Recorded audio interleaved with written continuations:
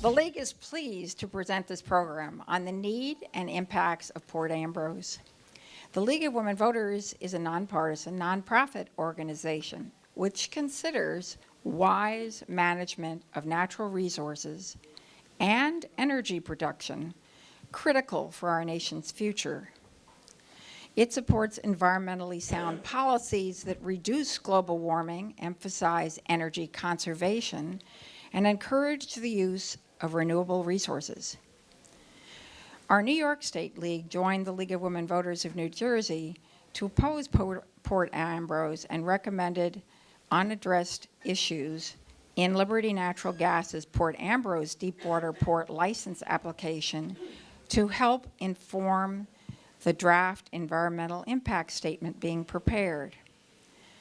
Our New York City League recognizes that people from this area in general are unaware of the proposal for an LNG import port among the shipping lanes outside New York, New Jersey harbor and its implications.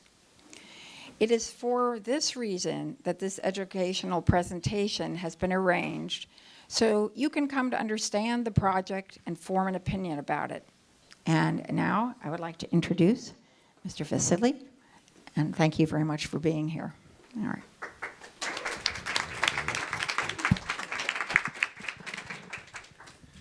Thank you, Marianne, and I'd like to thank the League for inviting me here to speak to you today about our project.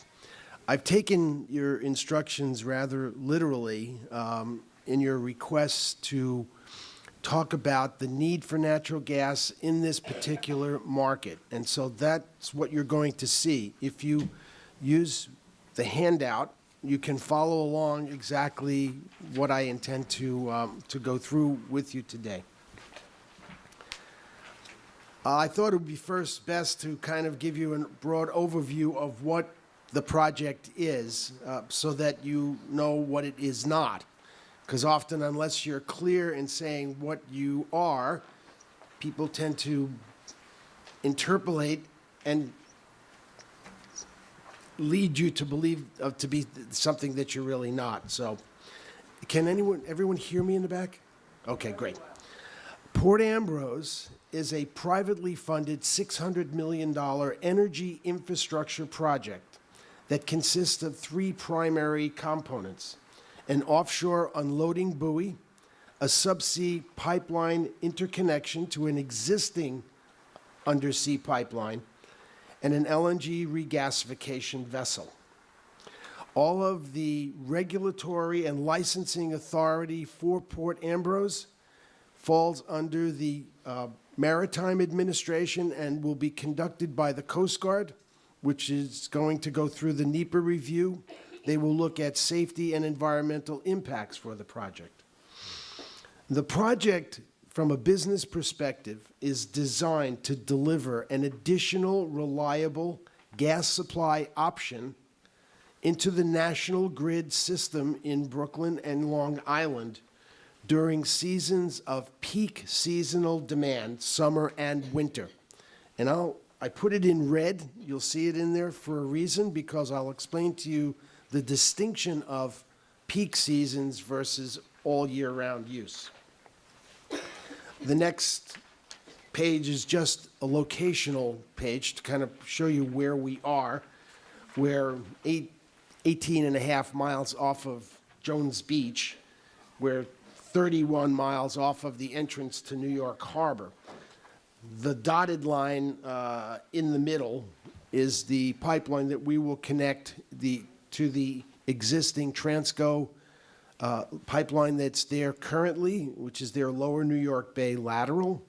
That connection line is about 22 miles long from the buoys to the Transco line. The question is then, why does the market need more natural gas? In recent years, and most recently in 2012, the Mayor's Office of Long-Term Planning and Sustainability noted several things. One was that the growth in seasonal gas demand will be driven by demographics, economic growth, and by conversions from fuel oil to natural gas. If you look at each one of those separately, demographics, economic growth, and the conversion markets, they can both put you on a trajectory that, say, the economy is getting better, people are building more homes and moving into more homes, and certainly one of the things that I believe that Mayor Bloomberg will leave as a legacy is this move towards converting away from the use of fuel oil and moving towards the use of natural gas in large buildings in Manhattan and throughout the city. If we look at this growth, we can make an assumption that the numbers of the rate of growth is somewhere between 1 and 1.5% per year. Now, it may not seem like a big number, but what happens, the impact on a peak day, the coldest days of the year, is quite profound. And it's profound because it is an impact on the infrastructure that's required to deliver the gas to the market on those peak days. That becomes the issue. And the report went on to say, the peak day requirements of both LDCs, local distribution companies, Con Ed and National Grid, are already estimated to be greater than their existing pipeline capacity into New York City, and that with the remaining load being met by peak shaving within the city, released and exchanged capacity from other shippers on the pipelines, and an interruption of interruptible customers. All of those are utilized by the LDCs in order to meet the peak needs on those coldest days, primarily for all of us, the residential customers, that when we get up in the morning at 8 o'clock, our houses are nice and warm. Unless there's capacity available within their system to do that, there's going to be a big problem.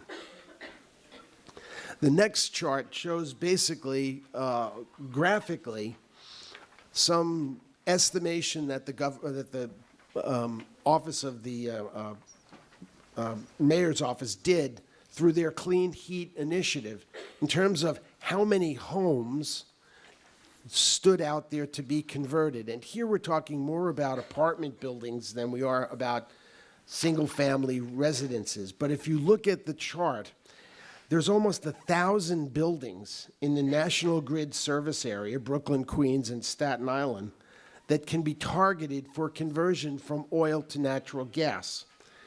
If we take the current utilization of gas by those types of structures, that's 144 million decatherms per day of new incremental gas that needs to be met on the peak day.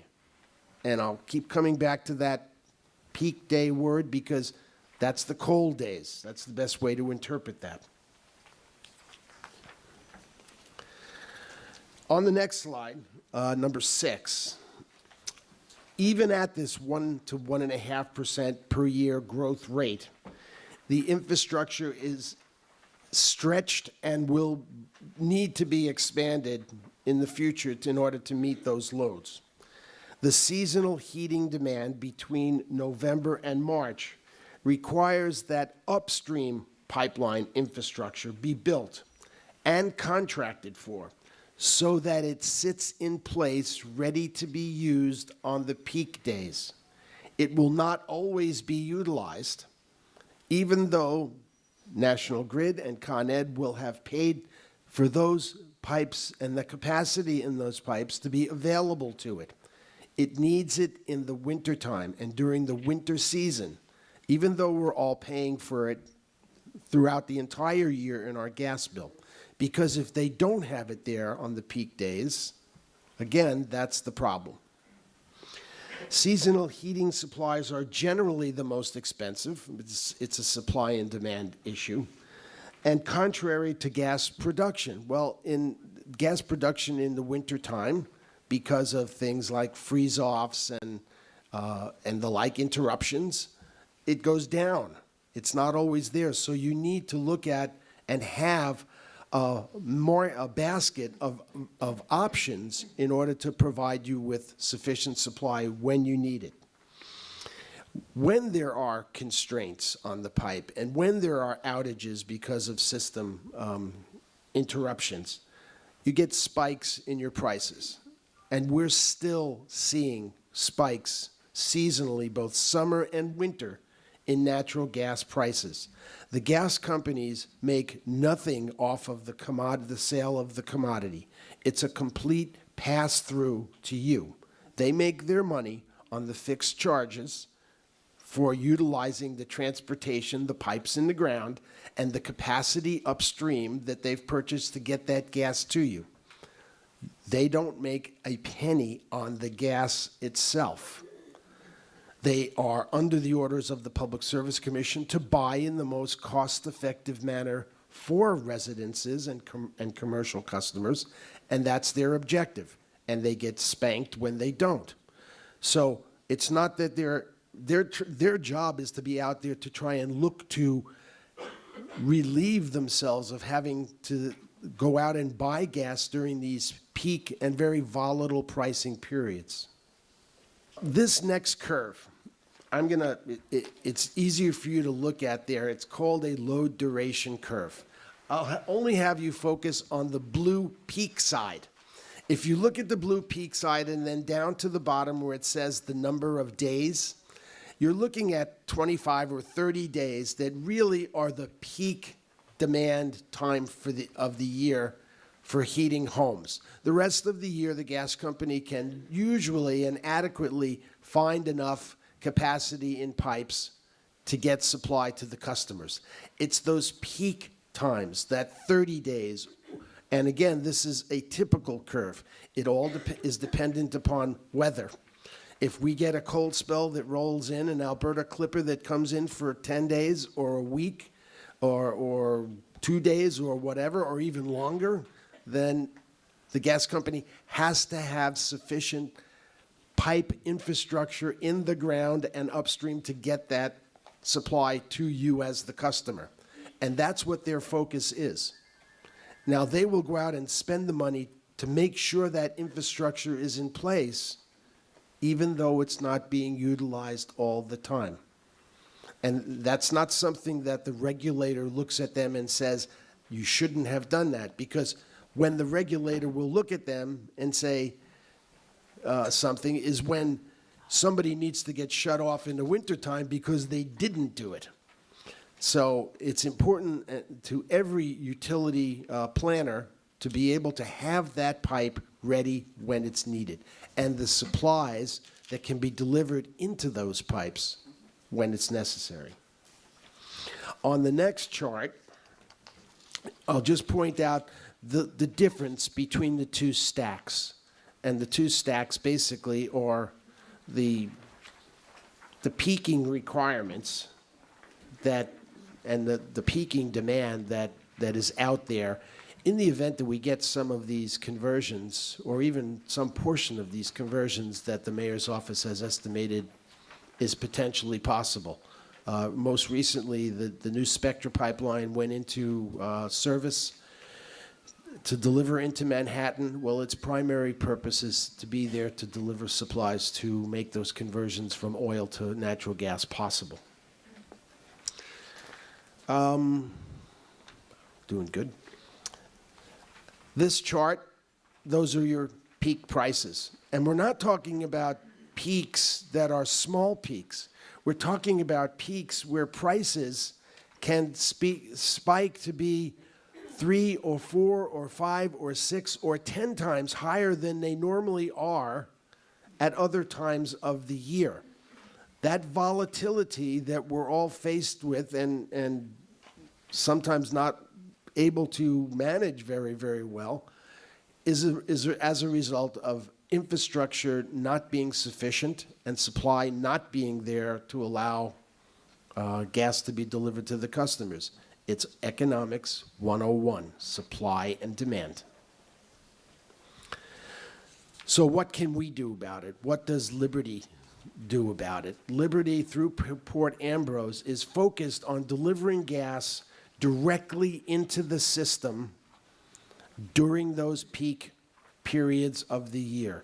It is a seasonal gas supply project that is almost characterized as just-in-time inventory.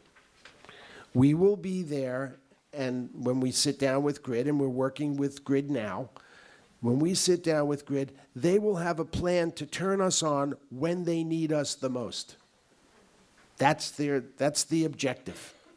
We're not looking at bringing in ships constantly year-round. We're only looking for approval to bring in a certain number, a small number of ships. Certainly that will not add very much to the very busy shipping that goes in and out of this harbor right now. The Coast Guard will determine the safest routes for those ships to get in and out, and that will be determined sometime next year when the DEIS comes out. By being there as just-in-time inventory, it's our objective to cut the volatility out of the cost of gas to the residential and commercial customers. That's our business model. That's what we're hoping to do. I live here, as well as most of the guys that are in the company as well. We are all paying that gas bill, and we would like to see our own costs come down as well. Thank you. I want to thank the League so much for hosting this important opportunity to educate all of you about a very important issue, which is the importation of liquefied natural gas, which is being proposed by Port Ambrose. I want to also thank Marianne Sullivan for her leadership and for her dedication to bringing these issues to the League, and also all of you for coming out on a rainy day to be informed about this issue. I'm going to take a step back in my presentation, and I'm going to talk a little bit about what is liquefied natural gas, and also about this particular port, Port Ambrose. I also want to point out Sean Dixon, our coastal policy attorney, who is here, who has been researching this issue for several years, has written several legal documents, legal papers on liquefied natural gas, especially on market issues. So I will defer to him on some of the market issues that have been raised by Mr. Vaszily. So the history of liquefied natural gas proposals in our region, I think it's helpful to take a look at what's been happening. It first started in 2007 when not one, not two, but three proposals were being considered here in the waters off of our shared New York and New Jersey ocean. One was an island. Actually, somebody proposed to dump material to create a massive island 14 times the size of Giant Stadium to bring liquefied natural gas. One was a barge, and one was Liberty Natural Gas proposing a tanker. So Clean Ocean Action was very unfamiliar with what liquefied natural gas really was. We didn't know whether or not it could be helpful in the effort for a green energy future. We didn't know what the environmental or the economic costs and consequences were. Could it be a net benefit? Should the ocean play a role? We've been very proud that we've ended all ocean dumping, and our ocean is one of the last wild and industry-free regions in the United States. But if it could be helpful in moving toward a green energy future, perhaps the ocean should play a role in bringing liquefied natural gas to the region. So with an open mind, Clean Ocean Action set about looking from a legal and a scientific standpoint, what is liquefied natural gas? And what we found after over a year of extensive research is that it's expensive, it's dirty, it's a foreign energy source, it's risky, and it's not needed. And finally, it moves us in the wrong direction, not toward renewable energy and not toward a green energy future. So today, fast forward these 5 or so years, these facts are true now more than ever. Liquefied natural gas is up to 40% more polluting than domestic natural gas and has been compared to burning coal. The gas has to be super chilled down to minus 260 degrees. That takes a lot of energy to do that. And then, since it is from foreign resources as an import, you have to ship it across vast areas of ocean to get it here. And then you have to reheat it to turn it back into a gas. So that entire life cycle contributes greatly to the, the fossil fuel burning, which is something we're all trying to avoid. And LNG is expensive. All of that technology to bring it to the liquefied form and to bring it here costs a lot of money. And so it is by very nature more expensive than domestic natural resources. And quite honestly, we're going to have to compete with global markets all around the world for that imported natural gas. And markets in other countries are willing to pay far more for natural gas than we are. Across the pond, it can be, or in other parts of the world, it can be as much as 6 times more expensive. So there's no way that we could compete with that and still keep it as a relatively inexpensive energy source. Importantly, liquefied natural gas is risky. The New York, New Jersey port, as many of you know, is the 3rd largest in the world, in the country, and it's the largest port on the East Coast. And it is a busy, busy area. I think all of us know that. The LNG tankers will be vulnerable to collision and accidents. It sits very much in the center, in between 2 very busy navigational channels. It's also inviting terrorist attacks. It has been, terrorist groups have publicly announced that LNG tankers and facilities are targets. It's also a concern because it's in the area of a wind farm facility, which I do have a chart